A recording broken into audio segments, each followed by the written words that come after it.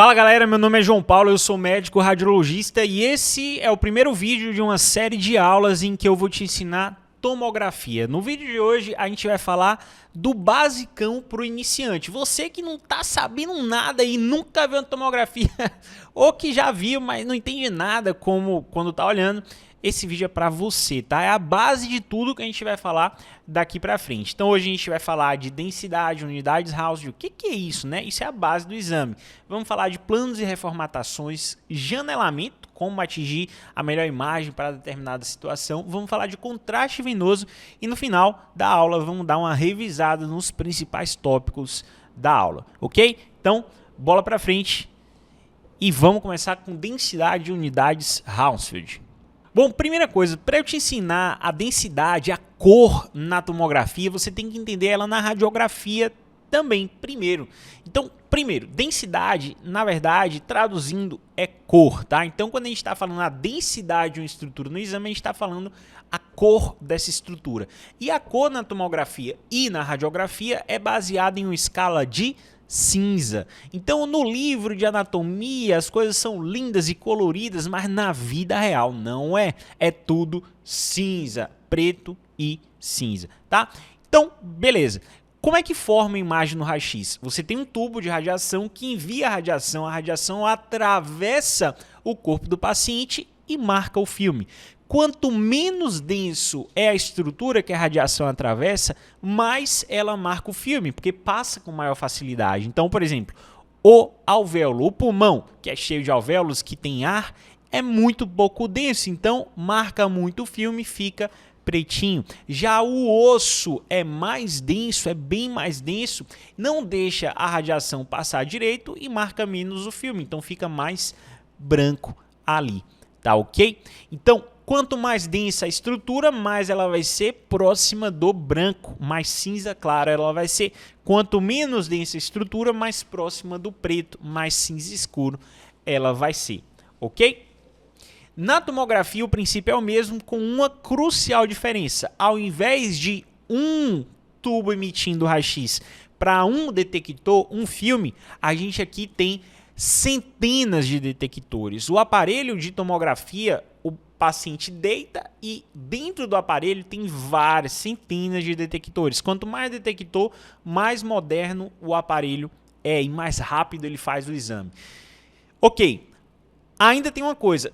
O aparelho vai girando em torno do paciente, de forma que essas centenas de detectores captam imagens de todos os ângulos do corpo, 360 graus. Isso gera muita informação que é processada por um software e forma o que vocês estão vendo aqui, que é uma imagem 2D em 360 graus do paciente. A gente vê um plano, tá? Que é o plano axial, nesse caso aí, que é o plano convencional que as imagens de tomografia são feitas. É como se a gente estivesse vendo uma fatia do paciente. E como eu consigo gerar muita informação, o software consegue me dar a diferença da densidade da gordura, do músculo, do contraste dentro aqui da alça, esse contraste é oral, do contraste aqui dentro da aorta, contraste venoso, foi injetado por via venosa e depois chegou na aorta. Enfim, de tudo quanto é coisa eu consigo diferenciar muito bem na tomografia por causa dessa forma de aquisição das imagens. E aí a gente convenciona que o ar, que é muito pouco denso, é menos 1000. A densidade dele em unidades Hounsfield é menos 1000. Então o que é unidades Hounsfield? É a unidade de medida da densidade, das cores no exame tomográfico. Então o ar é menos 1000, ele está lá na extremidade da escala, é o mais pretão de todos. Já o metal, ele é mais 1000, ele está lá na outra extremidade, é o mais denso de todos, tá? É cintilante, é muito branco mesmo. E quem é que está no meio dessa escala? No meio do caminho está a água.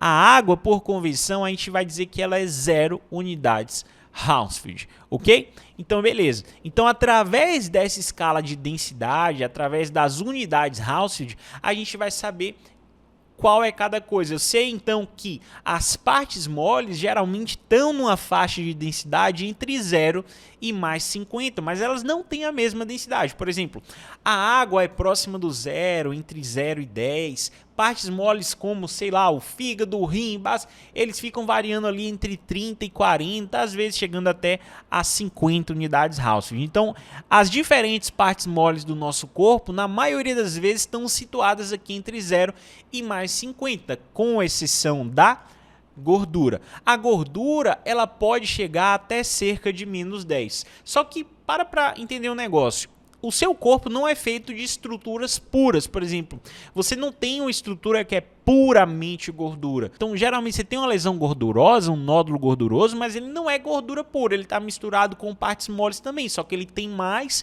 gordura. Então, apesar da gordura pura ser menos 100, geralmente as estruturas gordurosas, como por exemplo um adenoma adrenal, não vai ter menos 100 de densidade, vai ter menos 10, menos 20, menos 30, porque ele está misturado com outros componentes. E à medida que tem mais componentes de partes moles e menos de gordura, a densidade vai subindo, ok?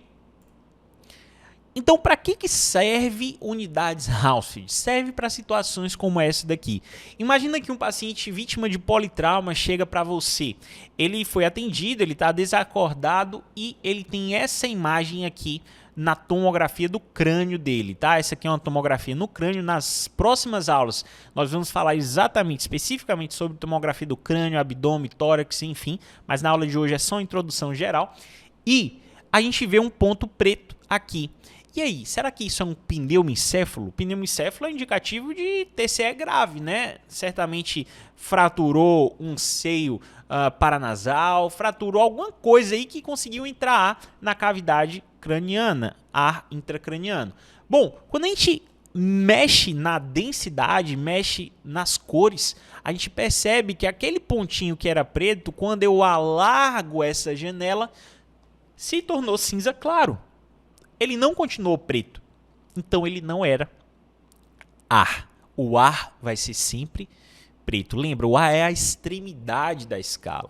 Então, se ele se tornou cinza claro, isso aqui não era ar, isso aqui era gordura. E é por isso que é importante você entender isso. A gordura tem uma densidade muito menor do que a do ar. Então, apesar de às vezes a gordura parecer ar, você mexendo no janelamento, que a gente vai falar daqui a pouco, você consegue discernir uma coisa da outra e isso vai te ajudar muito na prática. Bom, vamos falar agora de planos e reformatações. Plano e reformatação é literalmente como o exame é obtido e como você enxerga esse exame. O principal plano de aquisição na tomografia é o plano axial, ou seja, é o plano em que a gente vai fatiando o paciente.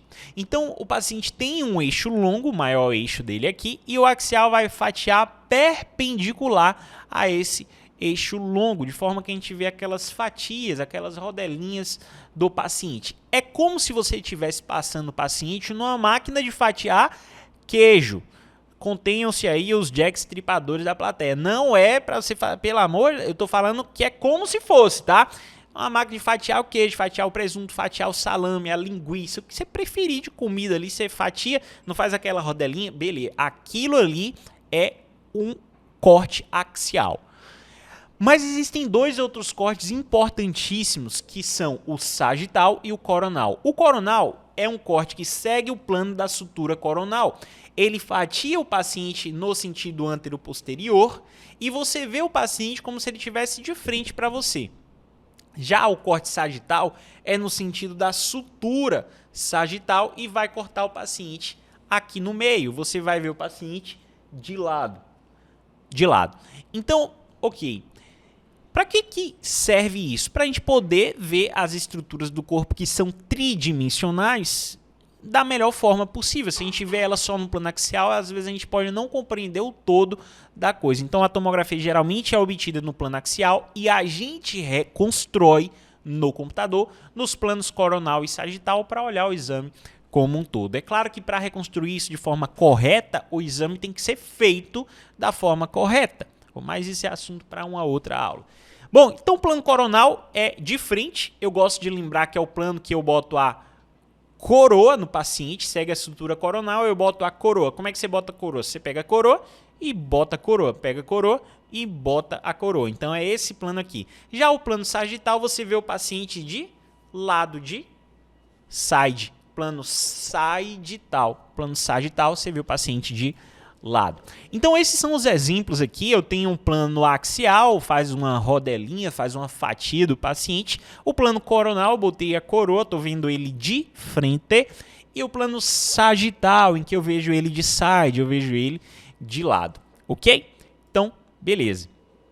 Mas, além de saber o plano de reformatação ou o plano de aquisição, você precisa conhecer a lateralidade. Na verdade, isso é até mais importante, ou pelo menos tão importante quanto. E para saber a lateralidade, né, o que é direito e o que é esquerdo aqui na tomografia, é relativamente fácil, desde que você consiga usar um pouco a sua imaginação enquanto isso não estiver enraizado em você. Bom, como é que o paciente faz o exame? Ele deita numa maca e essa maca vai entrando no aparelho e ele entra de cabeça e as imagens vão sendo lá obtidas em 360 graus.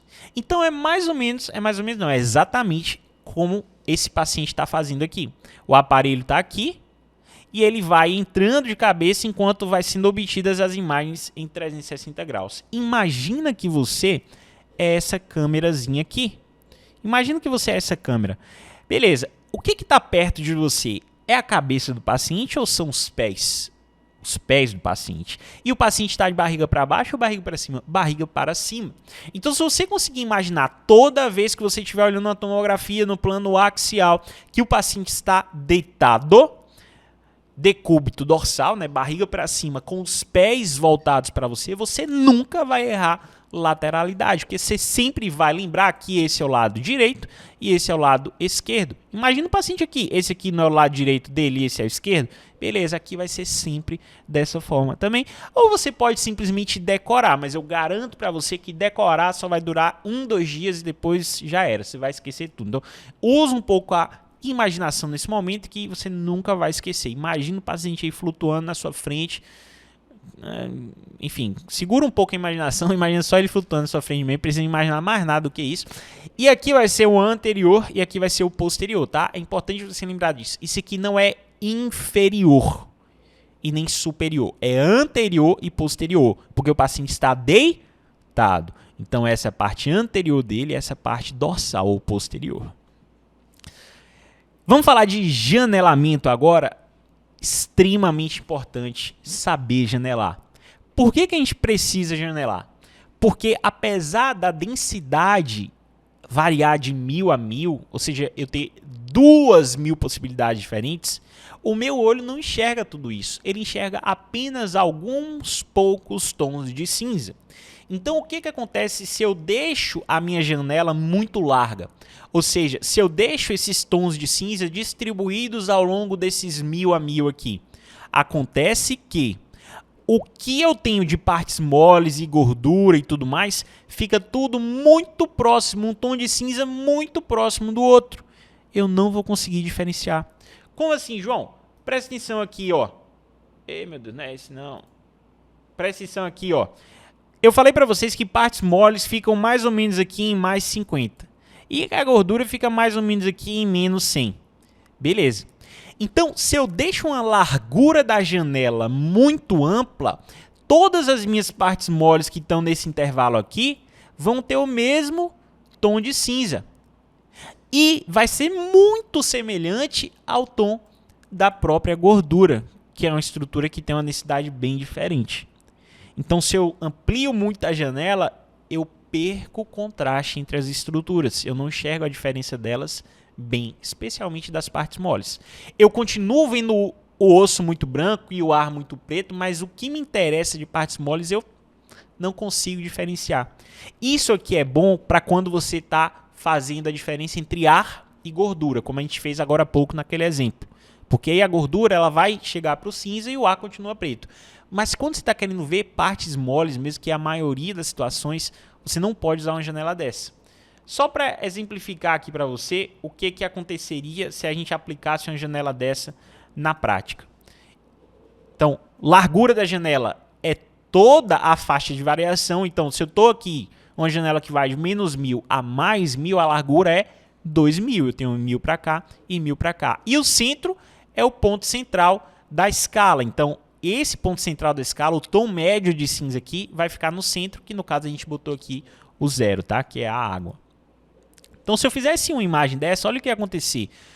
Tudo ia ficar com uma densidade muito parecida. Eu tenho aqui fígado, eu tenho aqui estômago, eu tenho aqui a água do estômago, eu tenho um baço, eu tenho um rim, eu tenho gordura, tá tudo muito parecido. Essa janela aqui é péssima para avaliar partes moles, mas olha só, ela é até boa para ver o osso.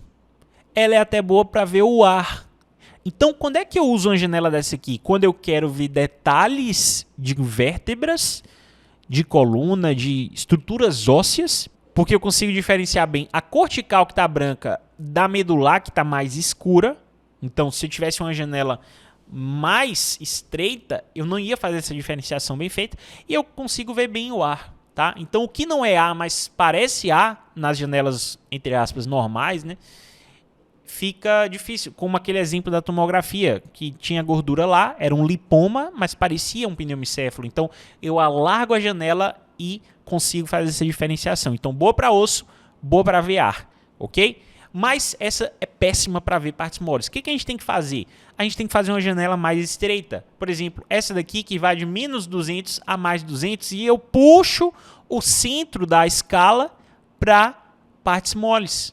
Mais 50, né? O limite de partes moles mais ou menos. Então, eu dou uma puxada na escala, o centro da escala para mais 50. O que aconteceu aqui? Eu fiz uma janela mais estreita. Então, olha só o que acontece com as estruturas dessa janela.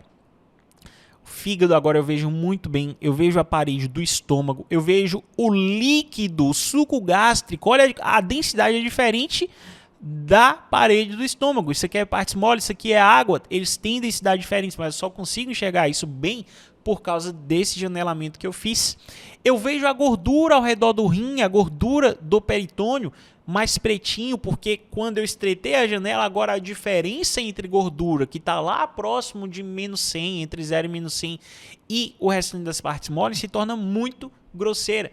O ar continua pretão, o osso continua brancão, mas agora eu tenho uma diferenciação muito melhor das estruturas como um todo. Bom, eu poderia até tornar mais estreita ainda essa janela se eu quisesse aumentar mais ainda esse contraste. Então, digamos que eu faço uma janela aqui entre menos 100 e mais 100 e boto o centro ali em 50 também. Olha o resultado disso. É como se o exame ficasse mais granulado, mais chuviscado. O que isso faz? Aumenta a diferenciação, aumenta o contraste entre as partes moles. Uma janela com essa pegada, ela vai ser muito boa para ver, por exemplo, AVC. Não exatamente essa, tem um nível específico que é bom, que eu vou mostrar para vocês, mas algo parecido com isso aí vai ser muito bom para ver AVC, para ver perda da diferenciação branco-cinzenta, para ver nódulos no fígado discretos. Então, quando eu quero mais contraste, quando eu quero diferenciar coisas com densidade parecida, eu estreito a janela. Entendidos? Beleza. Ok, então olha a diferença, uma janela larga, uma janela intermediária e uma janela estreita. Ok, eu estressei, o pessoal diz que isso aqui é estressar a janela, ela está irritada, ela está estressada, ela está aumentando o contraste. Bom, e a janela ideal, ou pelo menos algumas referências trazem como a janela ideal para avaliar AVC, é essa janela aqui, com uma largura de 30 e um nível ou altura ou centro de 30. Width, eu não sei falar muito bem inglês, tá? Mas a largura ou width é 30, geralmente vai estar representado pela letra W nos tomógrafos, ou a letra WW, as letras WW, né? Porque é o width, window width, e L é o level ou a altura ou nível, e geralmente vai estar lá nos tomógrafos como LW ou WL, né? Que é o window level, é o nível ou altura da janela. Entendidos? Então, AVC 30, facílimo de guardar. Por que eu preciso fazer isso, João? Porque essa é uma janela com muito contraste. Isso faz eu diferenciar bem a cortical, não, né? As estruturas cinzentas, como o tálamo, das estruturas de substância branca, como esse braço posterior da cápsula interna aqui. Então, eu vejo o córtex e diferencio ele da substância branca profunda. Se aquilo ali se perde, essa diferenciação se perde, eu estou diante de uma suspeita de AVC. ok? Vamos lá. Aqui, ó, é um exemplo. Do lado esquerdo, eu tenho o núcleo lentiforme com a sua configuração lentiforme, né? Aqui, mais branquinho, substância cinzenta. Do lado direito, eu tenho um pedacinho aqui de lentiforme, mas de repente some ele e o que eu vejo é esse negócio preto aqui. O que houve aqui? Um AVC. Perdeu a diferenciação, ok? Então, é por isso que essa janela é a janela ideal para nós vermos AVC, ok? Na prática, gente, o que acontece é o seguinte. Na prática, você vai mexendo na janela e vai encontrar o ponto ideal para cada paciente, tá bom? Na prática, nem sempre 30-30 vai ser o melhor, mas é um excelente referencial e é o clássico assim que a gente vai falar quando a gente está ensinando isso para vocês. Agora vamos falar de contraste porque é fundamental vocês entenderem isso. Bom, para que serve o contraste? O que é o contraste? O contraste é um agente iodado, né? O contraste venoso é um agente iodado, ele tem iodo ali na sua fórmula e ele é branco na tomografia. Qual é a função do contraste? É ele se disseminar pelos vasos do corpo e tornar as estruturas que têm vasos mais densas, mais brancas, tá? Então, um tumor hipervascular, como tem muito mais vaso do que o resto dos órgãos, fica muito mais branco do que o resto dos órgãos. Fibrose, ela, por sua vez, tem uma característica peculiar. Ela tem um realce muito lento. Então, enquanto o resto do corpo está realçando, a fibrose realça lá no final, quando todo mundo já tinha parado ou diminuído muito o seu realce. Então, para que serve o contraste? Para caracterizar melhor algumas estruturas e para aumentar o contraste entre algumas estruturas. Por exemplo, estou com o paciente vítima de politrauma e ele tem uma laceração hepática. A laceração hepática, aquela lesão do parênquima, pode ser muito difícil de diferenciar de um fígado sadio, principalmente quando é mais discreta. Então você injeta contraste porque aí você realça o fígado sadio e a laceração vai lá e dá um tapa na sua cara e você identifica. Tumor, mesmo raciocínio, você tem um tumor hipovascular que não realça bem, você injeta lá e você vê o fígado todo realçando e aquele tumor que não realçou, pretão lá aparecendo. Outra função do contraste é que depois que ele é, por exemplo, absorvido pelo rim, ele é excretado pelo rim, ou seja, ele vai ser eliminado pelo sistema coletor. Se você tem um tumor no sistema coletor ou um cálculo, eu vou conseguir delinear aquele tumor que eu não conseguiria antes, porque a densidade da água é muito semelhante a dessas outras estruturas. Então, basicamente, imagina que você está no exame sem contraste, está tudo apagado. Aí você injeta contraste, ele vai passar primeiro por aonde? Ele vai passar primeiro pelas veias, mas é a veia do braço, geralmente, ou a veia da perna. E aí ele vai para a câmara cardíaca direita e quando ele vai para a circulação sistêmica, ele já chega pela aorta, tá? Então, apesar da injeção do contraste ser venosa, ele não vai para a circulação venosa de cara. Ele passa primeiro para o coração e depois ele vai para a circulação sistêmica através da aorta e dos seus âmbitos. Então, quando eu injeto a fase arterial, é a primeira fase do exame e eu vejo a aorta branca. Então, a fase arterial, eu tenho a aorta branca. Só a aorta. Essa é a arterial precoce. Essa fase é ideal para exames angiotomográficos, em que eu quero realçar os vasos apenas. Mas ela não é ideal para exames do dia a dia, por exemplo, a tomografia do abdômen na fase arterial. Não é bom que a gente use essa fase muito precoce, porque os órgãos, no geral, ainda não começaram a realçar adequadamente. Então, para as tomografias do dia a dia, tomografia arterial, crânio arterial, etc., eu não quero a fase angiográfica, a fase precoce, eu quero a fase arterial um pouco mais tardia, em que eu começo a ter um realce maior dos órgãos. Eu tenho um realce do baço, eu tenho um realce muito bom do pâncreas, eu tenho um realce da cortical do rim, mas eu ainda não tenho realce de tudo. Por exemplo, o fígado na fase arterial ainda não está realçando tanto, ok? Beleza, nem a própria medular do rim na fase arterial está realçando tanto. Então, eu vou para a próxima fase, que é a fase portal. Detalhe, presta bem atenção, eu vou voltar uma casa aqui, ó, arterial precoce, arterial tardia. Quem foi que apareceu aí além da aorta? A veia porta. Então, na arterial tardia, eu já tenho realce da veia porta. Beleza? Não é porque eu estou vendo a veia porta que já é portal. Cuidado com essa pegadinha. É arterial, caso eu não esteja vendo o realce das suprahepáticas. Então, as suprahepáticas, elas são o marcador da fase portal. Por quê? Porque significa que o contraste já passou pelo fígado e já foi captado pelas suprahepáticas. O contraste já está sendo captado pelo parênquima como um todo do rim, a medular renal. E depois o próximo passo vai ser a eliminação desse contraste. Repara o seguinte aqui, lá na fase arterial, quem é que realçava? Aorta, pâncreas, um pouco do baço cortical do rim e tumores hipervasculares. Tumores hipovasculares, eles ficavam destacados nesses órgãos que realçam, principalmente o pâncreas. Então, pâncreas é muito bom fazer arterial para ele, porque muitos tumores do pâncreas são hipovasculares e vão realçar no parênquima. Eles vão se destacar melhor dizendo, vão se destacar no parênquima. Na fase portal, o fígado realça de forma excelente, então eu vou detectar tumores hipovasculares no parênquima hepático. Vou ver as suprahepáticas, que são um grande marcador. E na fase excretora, eu vou começar a ter eliminação do contraste.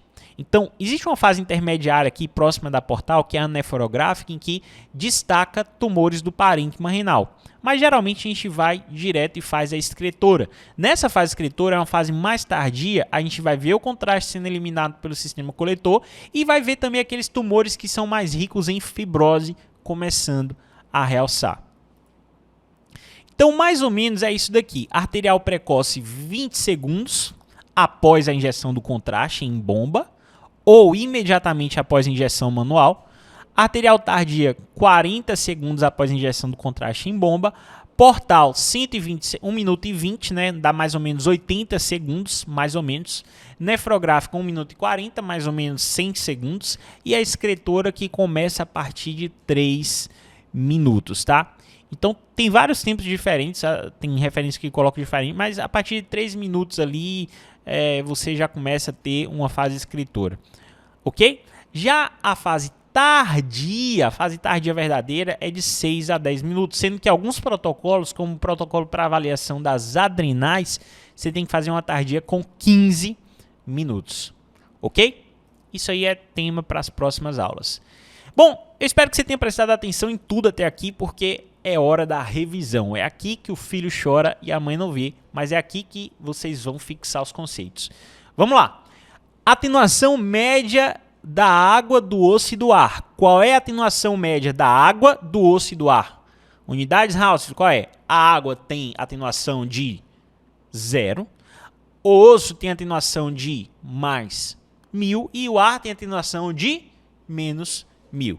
Isso aí. Atenuação aproximada das partes moles, quanto é? É entre 0 e mais 50.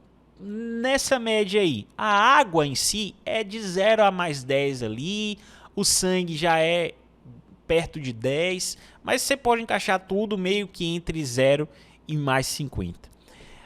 Plano padrão de aquisição da tomografia. Qual é o plano que a gente adquire a imagem na tomografia para depois reformatar? É o plano axial. O sagital V de e o coronal V de frente. O sagital V de lado, V de side, e o coronal V de frente. É o plano que eu coloco a coroa. A largura é o que da escala de cinza e o nível é o que? A largura é o comprimento e o cinza é o centro. Então, a largura, o width, é o comprimento e o cinza é o centro, é o nível, é a altura. Essa agora aqui é moleza. A janela do AVC é 30-30. Moleza. 30-30. 30 de largura, 30 de centro ou de nível de altura. Qual é a estrutura venosa vascular que eu vejo na arterial e qual é a que eu não vejo? E na portal eu vejo as duas. Na fase portal eu vejo as duas, na arterial eu vejo só uma. Veia porta e suprahepática, né? Na arterial eu vejo só porta. Quando eu vejo suprahepática já eu estou vendo a fase portal. Ok? Lembra, isso é arterial tardia, arterial que a gente está fazendo lá o trifásico do abdômen. A arterial precoce, a da angiotomografia, eu não vejo nada, eu vejo só o vaso brilhando. Brilhando não, denso, realçando. Melhor fase para pâncreas e tumores vasculares. Também essa aí foi de bandeja, acabei de falar. A melhor fase para pâncreas e tumores hipervasculares é a arterial. Nunca olhe o baço na fase arterial. Gente, por que eu nunca vou olhar o baço na fase arterial? Na fase arterial, o baço ele tem um aspecto que a gente chama de aspecto tigroide. O baço ele fica todo heterogêneo na fase arterial. Se você olhar o baço na fase arterial, você vai achar que ele infartou, que ele está doente, que ele está com infecção. Não olhe o baço na fase arterial. Olhe sempre na portal ou na tardia.